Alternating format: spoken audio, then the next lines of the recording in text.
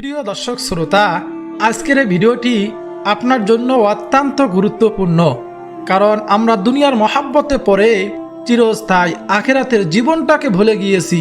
নবীজি সাল্লাল্লাহু আলাইহি ওয়াসাল্লাম হাদিসের মধ্যে বলেছেন, হুব্বুদ দুনিয়া রাসু কুল্লি খতিআ। দুনিয়ার মহাব্বত সমস্ত গুনাহের মূল। আমরা সবাই দুনিয়ার মহাব্বতে পড়ে অন্ধকার কবরের কথা, আখিরাতের কথা ভুলে গিয়েছি, যেখানে চিরস্থায়ী আমাদের থাকতে হবে। যে জীবনের শুরু আছে শেষ নেই। যদি গুনাহ নিয়ে অন্ধকার কবরে যাই তাহলে কি হবে আমাদের?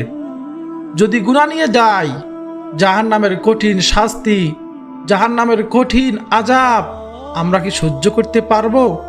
এই জাহান্নামের কঠিন আযাব দুনিয়ার কারো পক্ষে এক সেকেন্ডও সহ্য করার ক্ষমতা নেই। প্রিয় ভাই বোনেরা, কিন্তু আল্লাহ তাআলা আমাদের জন্য জান্নাতের পথগুলোকে একেবারে সহজ করে দিয়েছেন। দিনে মাত্র কয়েক সেকেন্ড সময় দিয়ে আমরা নিশ্চিত করতে পারি আমাদের মৃত্যুর পর চিরস্থায়ী শান্তির ঠিকানা আল্লাহ সুবহানাহু ওয়া তাআলার জান্নাত। বলুন সুবহানাল্লাহ। প্রিয় দর্শক, আজকের ভিডিওতে আমরা আলোচনা করব এমন 5টি তাসবিহ সম্পর্কে, যা শুক্রবার জুমার দিন পড়ার মাধ্যমে আমরা জান্নাতের সুসংবাদ লাভ করতে পারি ইনশাআল্লাহ। হ্যাঁ প্রিয় দর্শক, এটি কোনো গল্প কাহিনী নয়, বরং কোরআন ও হাদিস দ্বারা প্রমাণিত। আমাদের জন্য এটি মহান সুযোগ, যা আমরা প্রতিদিনের জীবনযাত্রার অংশ করা উচিত। আমরা হয়তো অনেকেই তাসবিহ পড়ি, অনেক আমল করি, কিন্তু জানি না কোন তাসবিহটি, কোন বাক্যটি, কোন আমলটি আল্লাহ তাআলার কাছে এত বেশি প্রিয় যে সেটি নিয়মিত পড়লে তিনি আমাদের জন্য জান্নাতের দরজাগুলো খুলে দিবেন, আমাদের জীবনের গুনাহগুলো মাফ করে দিবেন, কবরের আযাব থেকে রক্ষা করবেন। আর তাই আজকে ভিডিওতে আমরা কোরআন ও হাদিসের আলোকে বিস্তারিত জানব সেই 5টি তাসবিহর ফজিলত এবং আমাদের জীবনে কিভাবে সেগুলো আমরা ধারণ করতে পারি, আমল করতে পারি।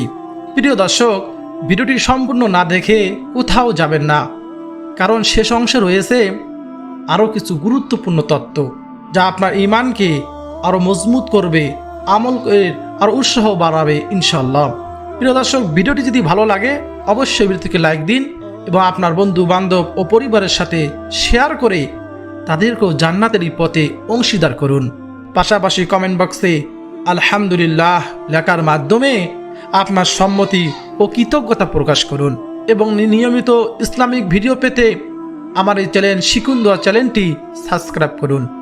তাহলে চলুন দেরি না করে জেনে নেওয়া যাক যে 5টি বিশেষ তাসবিহ সম্পর্কে, যা আমাদের জীবনকে বদলে দিতে পারে এবং মৃত্যুর সঙ্গে সঙ্গেই জান্নাত নিশ্চিত করতে পারে ইনশাআল্লাহ। প্রিয় দর্শক শ্রোতা, আল্লাহ সুবহানাহু ওয়া তাআলা পবিত্র কুরআনুল কারীমের মধ্যে জুমার দিন সম্পর্কে বলেন, ইয়া আইয়ুহাল্লাযীনা আমানু ইযা নুদিয়া লিস-সালাতি মিন ইয়াউমিল জুমআহ ফাসআউ ইলা যিকরিল্লাহি ওয়া যারুল বাই' যালিকুম খায়রুল লাকুম ইন কুনতুম তা'লামুন। হে ঈমানদারগণ, জুমার দিনে যখন নামাজের জন্য আহ্বান করা হয় তখন তোমরা আল্লাহর স্মরণে দিকে দ্রুত ধাপিত হও এবং বেচাকিনা বন্ধ করো, এটাই তোমাদের জন্য উত্তম যদি তোমরা জানতে। সূরা জুমার 9 নম্বর আয়াতে আল্লাহ তাআলা এইভাবে বলেন। জুমাবার সম্পর্কে, এই শুক্রবার জুমাবার সম্পর্কে হাদিসের কিতাবে রাসূলুল্লাহ সাল্লাল্লাহু আলাইহি ওয়াসাল্লাম বলেছেন, সপ্তাহের সবচেয়ে উত্তম দিন হলো জুমার দিন। এই দিনেই হযরত আদম আলাইহিস সালাতু ওয়াস সালামকে আল্লাহ তাআলা সৃষ্টি করেছেন। এই দিনেই নবী আদম আলাইহিস সালাতু ওয়াস সালামকে জান্নাতে প্রবেশ করানো হয়েছে। এই দিনেই তাকে জান্নাত থেকে বের করে দুনিয়াতে পাঠানো হয়েছে। মুসলিম শরীফে আর একটি হাদিস এসেছে, জুমার দিনে এমন একটি সময় আছে যখন কোনো মানুষ সেই সময় আল্লাহ তাআলার কাছে কোনো কিছু প্রার্থনা করে, দোয়া করে চায়, আল্লাহ তাআলা তাকে তা দিয়ে দেন। বলুন না সুবহানাল্লাহ। এই মহিমান্বিত দিনে যদি আমরা কিছু সময় ছোট ছোট তাসবিহ পড়ি এবং ওই বিশেষ সময় আল্লাহ তাআলার কাছে দোয়া করি, তাহলে আল্লাহর অশেষ রহমত ও ক্ষমা লাভ করা সম্ভব। আজ আমরা এমন 5টি তাসবিহ নিয়ে আলোচনা করব যেগুলো হাদিসে বিশেষভাবে উল্লেখ আছে এবং যেগুলো ফজিলত অত্যন্ত মহান। প্রিয় দিনী ভাই ও বোনেরা, প্রথম তাসবিহটি হলো দরুদ শরীফ পাঠ করা। জুমার দিনের সবচেয়ে গুরুত্বপূর্ণ আমল হলো দরুদ শরীফ পাঠ করা। নবীজি সাল্লাল্লাহু আলাইহি ওয়াসাল্লামের প্রতি দরুদ পাঠ করবেন। হযরত আউস ইবনে আউস রাদিয়াল্লাহু তাআলা আনহু থেকে বর্ণিত, রাসূলুল্লাহ সাল্লাল্লাহু আলাইহি ওয়াসাল্লাম বলেছেন, তোমাদের দিনগুলোর মধ্যে সর্বোত্তম দিন হলো জুমার দিন, তাই তোমরা এই দিনে আমার প্রতি অধিক পরিমাণে দরুদ পাঠ করো। আবু দাউদ শরীফের হাদিস। প্রিয় দর্শক, এই জন্য জুমার রাতে, জুমার দিনে আমরা বেশি বেশি নবীর প্রতি মহাব্বতের সহিত দরুদ শরীফ পাঠ করব। সব থেকে ছোট দরুদ হলো সাল্লাল্লাহু আলাইহি ওয়াসাল্লাম। আমরা সকলেই পাঠ করতে পারি সাল্লাল্লাহু আলাইহি ওয়াসাল্লাম। আমরা জুমার রাত অথবা দিনে বেশি বেশি পাঠ করব। আর সব থেকে শ্রেষ্ঠ দরুদ হলো দরুদে ইব্রাহিম। আমরা যে দরুদটি নামাজের মধ্যে পড়ে থাকি তা হলো, খুব মনোযোগ দিয়ে শুনবেন, শুনলেও দরুদ শরীফের কি ফায়দা হবে, কি লাভ পাবেন তা সামনে আপনাদেরকে বলতেছি। দরুদ ইব্রাহিম পাঠ করবেন মহাব্বতের সহিত, নবীজিকে অন্তরে ধারণ করে। আল্লাহুম্মা সাল্লি আলা মুহাম্মাদিন ওয়া আলা আলি মুহাম্মাদ কামা সাল্লাইতা আলা ইব্রাহিম ওয়া আলা আলি ইব্রাহিম ইন্নাকা হামিদুম মাজিদ। আল্লাহুম্মা বারিক আলা মুহাম্মাদ ওয়া আলা আলি মুহাম্মাদ কামা বারাকতা আলা ইব্রাহিম ওয়া আলা আলি ইব্রাহিম ইন্নাকা হামিদুম মাজিদ। হযরত আবু হুরায়রা রাদিয়াল্লাহু তাআলা আনহু বলেন, ও দুনিয়ার মানুষ শোনো, কোন ব্যক্তি যদি জুমার দিন এমন একটি দরুদ রয়েছে, সে দরুদটি যদি আসরের নামাজের পর যে স্থানে বসে সে আসরের নামাজটা আদায় করেছে, ওই স্থানে বসে যদি এ দরুদ শরীফটি মাত্র 80 বার পাঠ করতে পারে, আল্লাহ রাব্বুল আলামিন তার 80 বছরের গুনাহকে ক্ষমা করে দিবেন। তাই শুধু নয়, তার 80 বছর নফল ইবাদত বন্দেগী করার সব তার আমলনামায় যোগ করে দিবেন। বলুন না সুবহানাল্লাহ। জুমার দিনে আসরের নামাজের পর আমরা তো অন্য দরুদগুলো পাঠ করবই। এই বিশেষ দরুদ শরীফটি আসরের নামাজের পর যে স্থানে আসরের নামাজ পড়েছি ঠিক সেই স্থানে বসা অবস্থায় আমরা 80 বার এই ছোট্ট বিশেষ দরুদ শরীফটি যদি পাঠ করতে পারি, নবীজির মহাব্বতের একেবারে কাছের প্রিয় সাহাবী হযরত আবু হুরায়রা বর্ণনা করেছেন, তার 80 বছরের গুনাহ আল্লাহ তাআলা ক্ষমা করে দিবেন। তার 80 বছরের নফল ইবাদত বন্দেগী করার সব তার আমলনামায় আল্লাহ তাআলা দিয়ে দিবেন। এই বিশেষ ফজিলতপূর্ণ দরুদটি আমরা অবশ্যই জুমার দিনে শুক্রবার আদায় করব, এই আমল করার চেষ্টা করব। আর সে দরুদ শরীফটি হলো, আল্লাহুম্মা সাল্লি আলা মুহাম্মাদিন নাবিয়িল উম্মি ওয়া আলা আলিহি ওয়া সাল্লিম তাসলিমা। আমি আবারও বলতেছি, আল্লাহুম্মা সাল্লি আলা মুহাম্মাদিন নাবিয়িল উম্মি ওয়া আলা আলিহি ওয়া সাল্লিম তাসলিমা। অবশ্যই এই দরুদটি প্রত্যেক শুক্রবার জুমার দিন আসরের নামাজের পর আমরা হাতের কোনায় গনে গনে তসবিহ দিয়ে অথবা 80 বার পাঠ করে আমলটি করার চেষ্টা করব। হযরত আনাস রাদিয়াল্লাহু তাআলা আনহু বলেন, রাসূল করিম সাল্লাল্লাহু আলাইহি ওয়াসাল্লাম বলেছেন যে আমার উপর একবার দরুদ পাঠ করবে, আল্লাহ সুবহানাহু ওয়া তাআলা তার উপর 10টি রহমত নাজিল করবেন, তার 10টি গুনাহ ক্ষমা করা হবে এবং তার মর্যাদা 10 ধাপ বাড়িয়ে দিবেন। সুবহানাল্লাহ। প্রিয় ভাই ও বোনেরা, চিন্তা করে দেখুন, একটি মাত্র বাক্য পাঠ করে আমরা আল্লাহ তাআলার কাছ থেকে 10 গুণ প্রতিদান লাভ করতেছি। জুমার দিনে যত বেশি সম্ভব দরুদ পাঠ করার চেষ্টা করবেন, কারণ এই দিনে দরিদ্রের সব আরো বহু গুণ বেড়ে যায়। বলুন না সুবহানাল্লাহ। আমরা অবশ্যই এই জুমা রাতে দিনে বেশি বেশি দুরূদ শরীফ পাঠ করব। বিশেষ করে আসরের নামাজের পর বিশেষ দুরূদটি পাঠ করব। আল্লাহ সুবহানাহু ওয়া তাআলা যেন আমাকে এবং আপনাকে উভয়কে এই আমলটি করার তৌফিক দান করেন। সকলে বলি আমিন। দ্বিতীয় নম্বর তাসবিহটি হলো অত্যন্ত গুরুত্বপূর্ণ। সেটি হলো ইস্তিগফার বা আল্লাহ তাআলার কাছে ক্ষমা প্রার্থনা করা।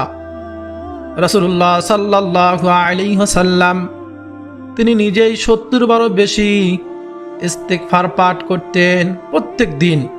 যদিও নবীজি নিষ্পাপ ছিলেন, বেগুনা মাসুম ছিলেন, গুনাহ না থাকা সত্ত্বেও নবীজি প্রত্যেক দিন 70 বারও অধিক আল্লাহ তাআলার কাছে ক্ষমা চাইতেন।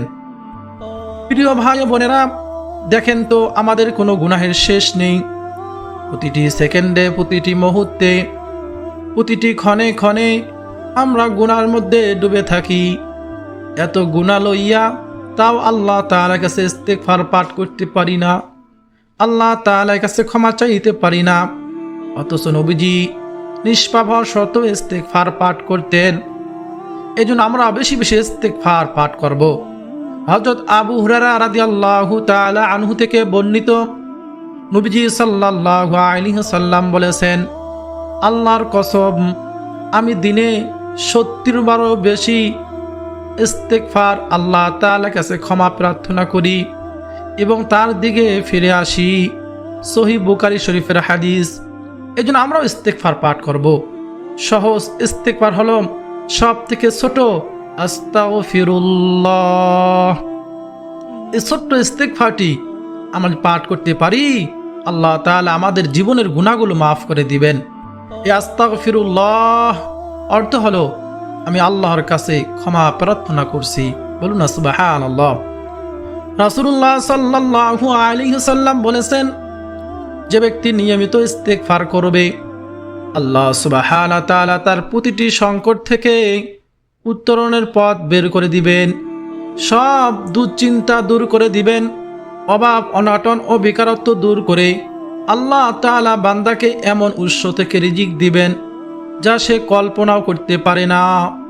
আল্লাহ তাআলা ইস্তিগফার পড়ার কারণে এমন জায়গা থেকে এমন রহমতে আমাদেরকে রিজিক দিবেন, আমরা কল্পনা করতে পারবো না কোথা থেকে রিজিক আসতেছে।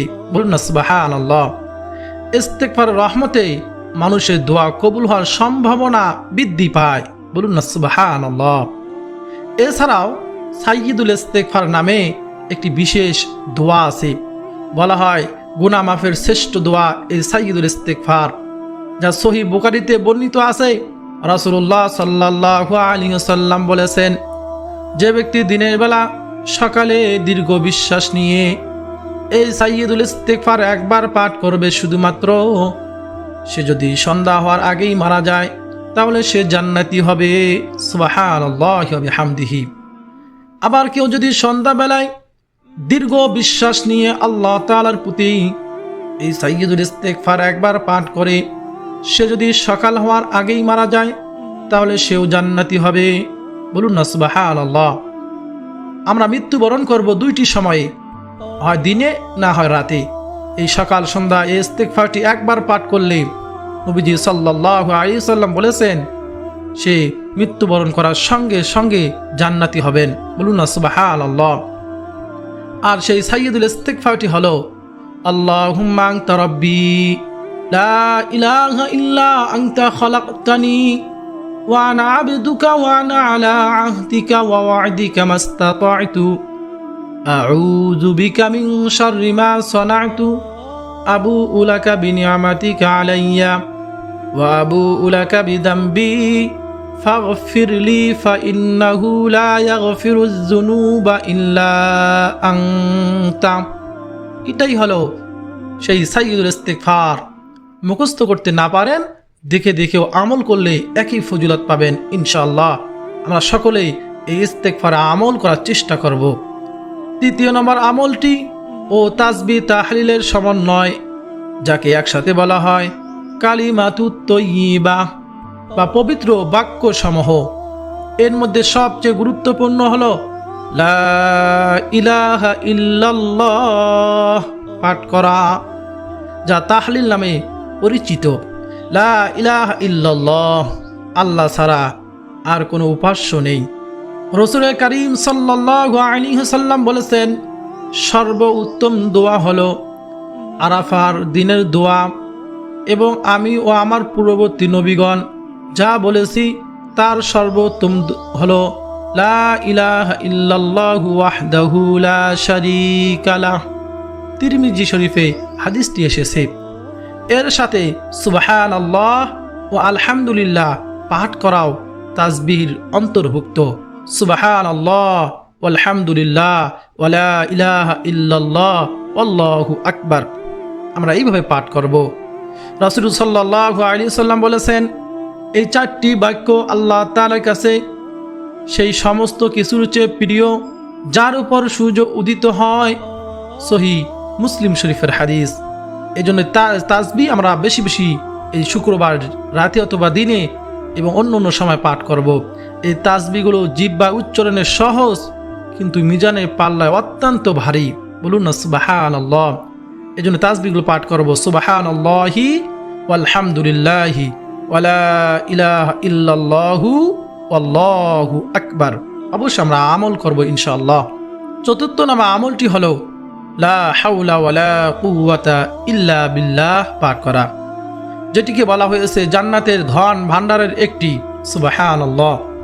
এই লা হাওলা ওয়ালা কুওয়াতা ইল্লা বিল্লাহ অর্থ হচ্ছে আল্লাহ সাহায্য ছাড়া কোনো শক্তি ও ক্ষমতা নেই।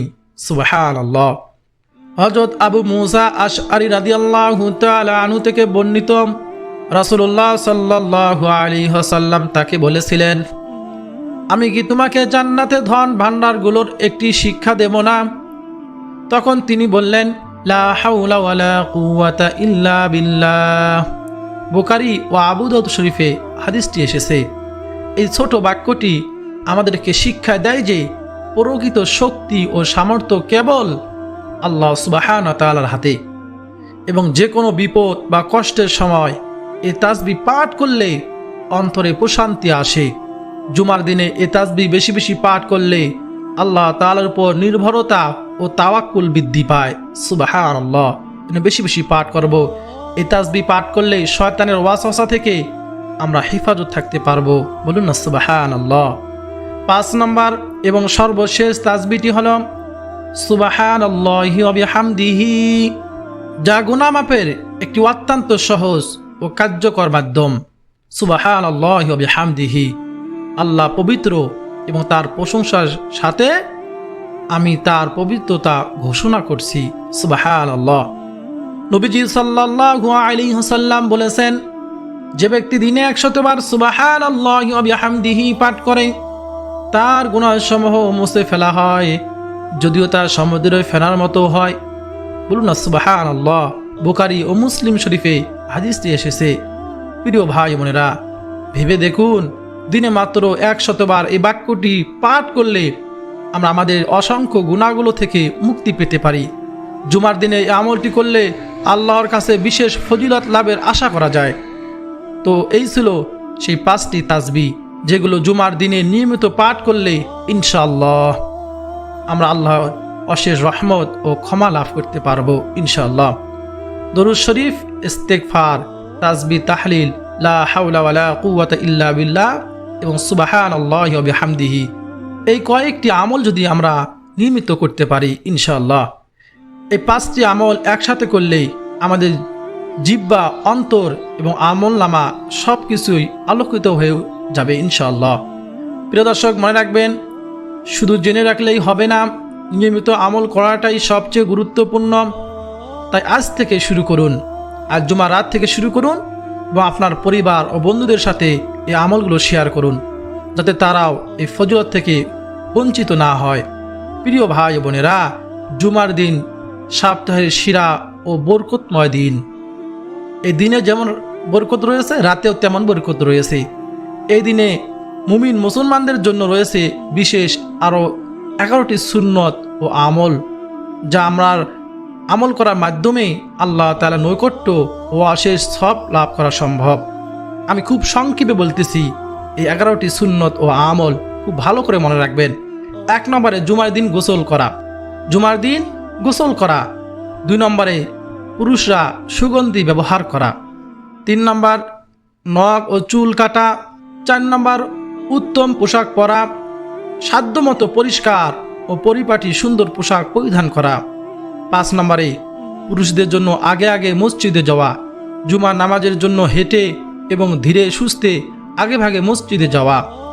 6 নম্বরে সূরা কাহাফ তেলাওয়াত করা। জুমার দিন সূরা কাহাফ তেলাওয়াত করলে পরবর্তী জুমা পর্যন্ত বিশেষ নূর বা আলো পাওয়া যায়। সুবহানাল্লাহ। 8 নম্বরে মনোযোগ দিয়ে খুতবা শোনা, ইমামের খুতবা চলাকালীন চুপ থাকা এবং মনোযোগ দিয়ে শোনা হলো ওয়াজিব। আমরা অবশ্যই জুমার খুতবা মনোযোগ দিয়ে শুনব।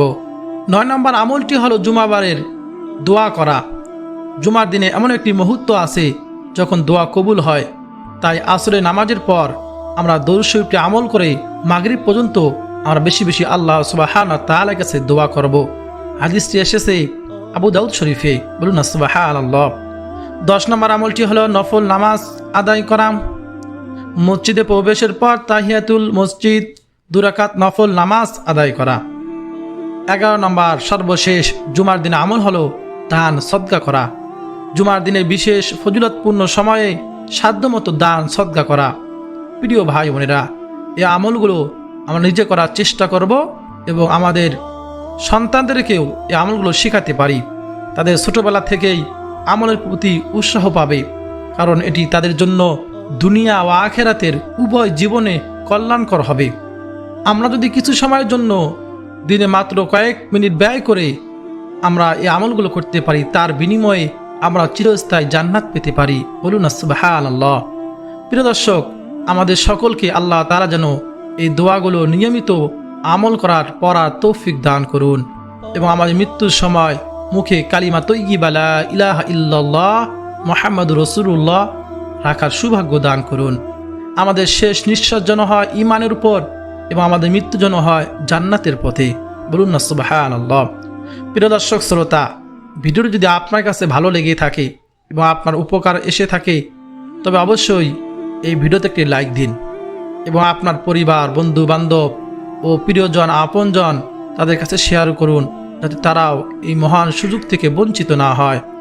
আর এই ভিডিওর কমেন্ট বক্সের মধ্যে আলহামদুলিল্লাহ লেখার মাধ্যমে আপনার সম্মতি ও কৃতজ্ঞতা প্রকাশ করুন এবং আমাদের এই ছোট্ট প্রচেষ্টাকে, দ্বীন ইসলাম প্রচারের প্রচেষ্টাকে আপনি উৎসাহিত করুন। আর নিয়মিত এরকম ইসলামী গুরুত্বপূর্ণ আমলের ভিডিও পেতে শিখুন দোয়া চ্যানেলটি সাবস্ক্রাইব করে পাশে থাকা বেল বাটনটি অন করে রাখুন, যাতে পরবর্তীতে ভিডিও যখন আপলোড হয়ে যাবে সঙ্গে সঙ্গে আপনি পেয়ে যান ইনশাআল্লাহ।